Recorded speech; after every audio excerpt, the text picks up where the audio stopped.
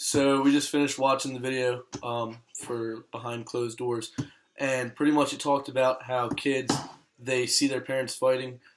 They can't really get away from it. They try and get away from it, going upstairs, getting out of the area.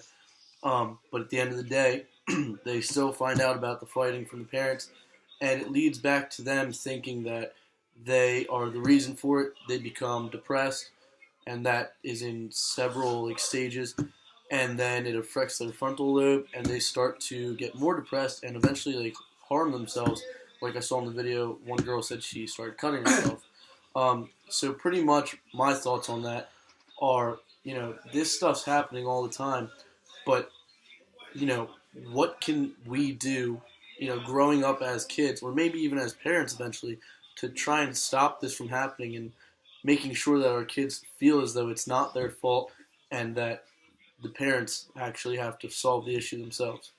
Well, going off what Basil said, I know my family, and we actually had an issue with one of my cousins. Dyfus was called because he was he reported at his school that he was involved in he heard his parents fighting and stuff, and he just didn't feel safe at home, so he actually had to come live with my grandparents for a while, and it definitely affects the child. I know from firsthand experience through my cousin that it's just something not to play with, and Dyfus is around, but there needs to be more organizations like Dyfus to help in these situations.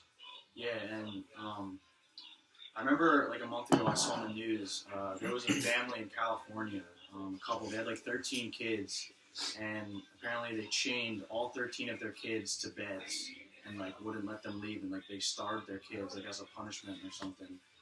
And one of the kids escaped and went to the police, and the parents got in trouble. But like I just it's mind blowing that something like that is happening in the world today. Like that's just not okay. And like Basil said, we got to figure out what can we do to prevent stuff like this. How can we, like, these kids, there was nothing they could do. They felt like the parents literally locked them to beds. Like there's nothing they could do in that situation.